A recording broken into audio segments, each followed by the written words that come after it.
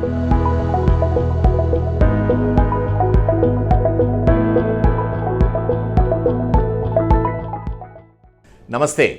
ఈ కాలంలో ఆర్థరైటిస్తో చాలామంది సఫర్ అవుతున్నారు. ఆర్థరైటిస్ మెయిన్లీ మోకాళ్ళను ఎఫెక్ట్ అవుతున్నాయి, తర్వాత హిప్ జాయింట్స్ ఎఫెక్ట్ అవుతుంది. 12th October every year world arthritis డేగా సెలబ్రేట్ చేసుకుంటాము. దీని మెయిన్ ఉద్దేశం ఏంటంటే to bring awareness among the general population. Arthritis అంటే ఏంటి, దాన్ని ఎలా డయాగ్నోస్ చేస్తారు, ట్రీట్మెంట్ ఆప్షన్స్ ఏమున్నవి, కొంతవరకు అది కంప్లీట్గా క్యూర్ చేయగలమా అనే విషయాలు పబ్లిక్ అవేర్నెస్ చేస్తూ ఉంటాము. అయితే ఆర్థరైటిస్ అనేది, ఆస్టియో ఆర్థరైటిస్ అనేది very common problem.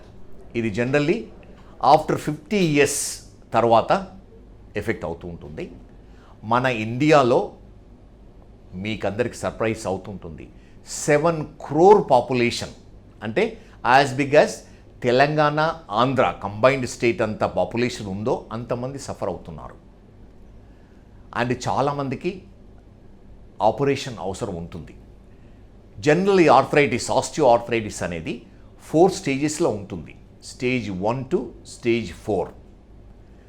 Stage 1 to 3 చాలా వరకు ఆపరేషన్ లేకుండా ట్రీట్మెంట్ మేనేజ్ చేయవచ్చు. స్టేజ్ 4 వచ్చిన వాళ్ళకి ఆపరేషన్ అవసరం ఉంటుంది. జనరల్గా 10% ఆఫ్ ది పాపులేషన్కే సమ్ ఫార్మ్ ఆఫ్ ఆపరేషన్ అవసరం ఉంటుంది, అండ్ 2% వాళ్ళకు మేజర్ ఆపరేషన్ అవసరం ఉంటుంది. అంటే 90% of the population suffering osteo arthritis of the నీతో నాన్ ఆపరేటివ్ మెజర్స్తో ట్రీట్మెంట్ ఇవ్వడానికి వీలవుతుంది. జనరల్లీ సిమ్టమ్స్ ఎలా ఉంటాయంటే ఆర్థరైటిస్ పెయిన్, స్వెల్లింగు, నడవడంలో ఇబ్బంది, మెట్లు ఎక్కడం దగ్గరలో ప్రాబ్లము, కింద కూర్చొని లేవడంలో ఇబ్బంది అవుతుంది. సివియర్గా ఉన్న వాళ్ళకి ఎలా ఉంటుందంటే కంటిన్యూస్ పెయిన్ ఉంటుంది, నైట్ పెయిన్ ఉంటుంది, వాళ్ళ స్లీప్ డిస్టర్బ్ అవుతుంది.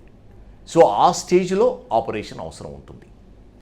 మిగతా స్టేజెస్లో ఎలా అంటే సింపుల్ స్టేజ్ 1, 2లో యాక్టివిటీ మాడిఫికేషన్, అంటే మనము నార్మల్ వాకింగ్ చేయడము, తర్వాత మెట్లు ఎక్కి దిగడము తగ్గించడము, కింద కూర్చోవడం తగ్గించడం వల్ల చాలా వరకు నొప్పి తక్కువ అవుతుంది.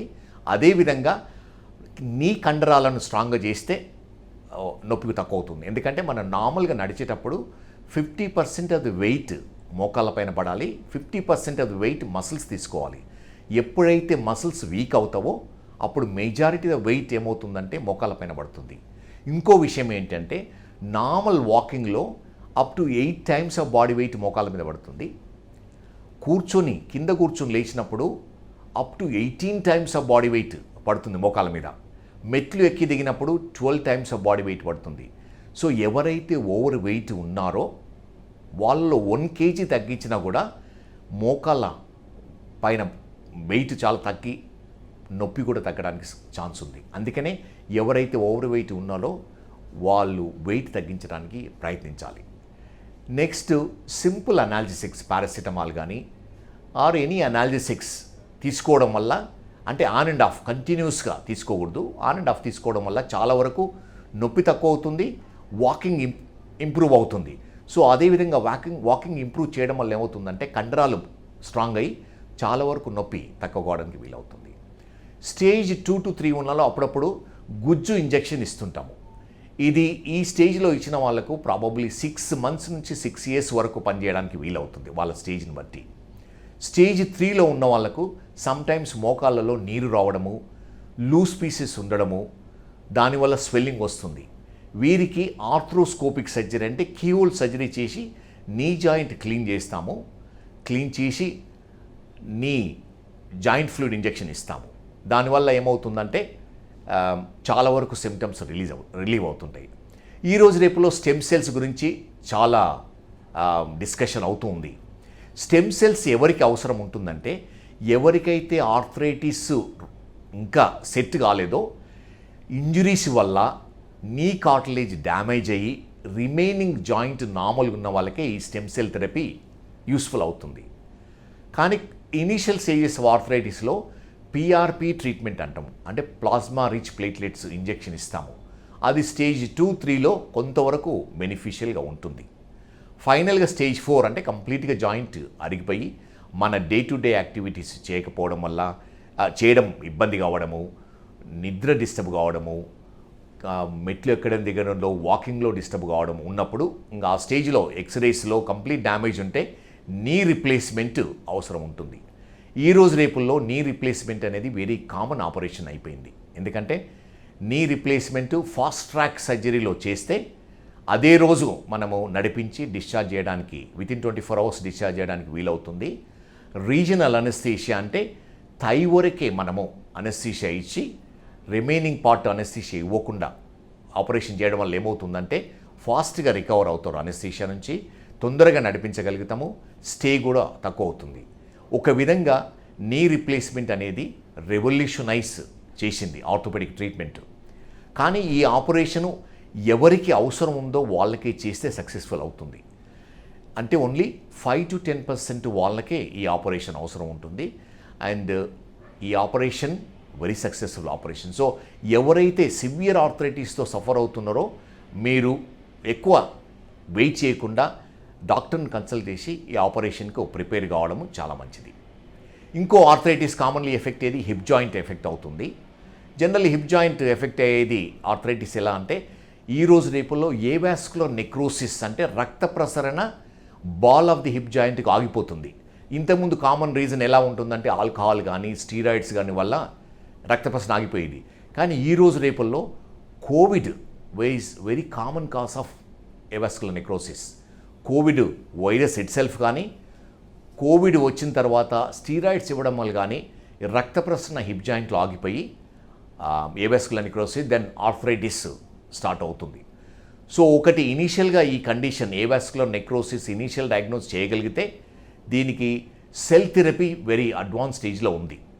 మనం మీ ఓన్ బోన్ మ్యారో నుంచి సెల్స్ తీసుకొని వాటిని స్టెమ్ సెల్స్గా అంటే ఆస్టియో బ్లాస్ట్గా ప్రిపేర్ చేసి ఇంజెక్ట్ చేస్తాము. దానివల్ల ఇనీషియల్ స్టేజెస్లో అంటే స్టేజ్ 1, 2లో చాలా సక్సెస్ఫుల్ అవుతుంది. స్టేజ్ 3, 4లో ఎప్పుడైతే ఆర్థరైటిస్ సెటిన్ అయిందో అప్పుడు హిప్ రిప్లేస్మెంటే రైట్ సొల్యూషన్. సో అందుకని ఎవరికైతే కోవిడ్ కానీ స్టీరాయిడ్స్ కానీ ఆల్కహాల్ కానీ లేకపోతే దానంతర గ్రాయిన్ పెయిన్ స్పెషల్లీ మూమెంట్స్ వల్ల గ్రాయిన్ పెయిన్ అయిందో మీరు డాక్టర్స్ని కలిసి most of the time MRI scan చేయడం వల్ల ఈ ఏవాస్కులర్ నెక్రోసిస్ అనేది అంటే రక్త ప్రసరణ ఆగిపోవడము తెలుసుకోవడానికి వీలవుతుంది. ఎర్లీగా అయితే మనం హిప్ జాయింట్ సేవ్ చేయడానికి వీలవుతుంది.